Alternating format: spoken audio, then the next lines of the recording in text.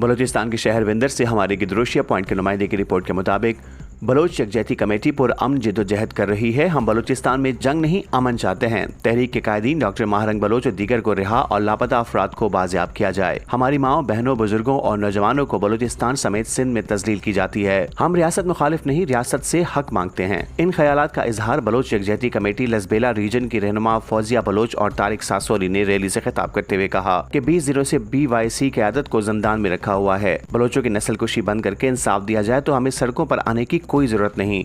हम पर अरसा हयात तंग करके माहौल बनाया जा रहा है कि बलोच रियासत मुखालिफ हैं। उन्होंने कहा कि डॉक्टर माहरंग बलोच एक नजरिया है, नजरिए को खत्म नहीं किया जा सकता। जितने मजालिम किए जाएं बलोच उतनी तादाद में सामने आएंगे। रियासत हकूक दे तो निहत्ते लोगों से खौफजदा होने की जरूरत नहीं होती। सड़कें बंद करना, पुरअमन एहतजाज की इजाजत न देना और बिला जवाज गिरफ्तारियां करने की मजम्मत करते हैं। अगर गिरफ्तार लोगों को रिहा नहीं किया गया तो आइंदा का लाहे अमल सख्त होगा। प्रेस क्लब विंदर से फौजिया बलोच की क़यादत में रैली निकाली गई। शुरा ने प्ले कार्ड्स उठाए हुए विंदर बाजार का गश्त किया।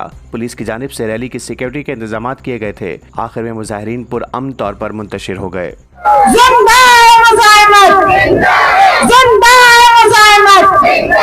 माहरंग की शक्ल में, माहरंग की शक्ल में, समीर की शक्ल में, सीमा की शक्ल में, बीबो की शक्ल में, गुलजारी की शक्ल में, सीमा की शक्ल में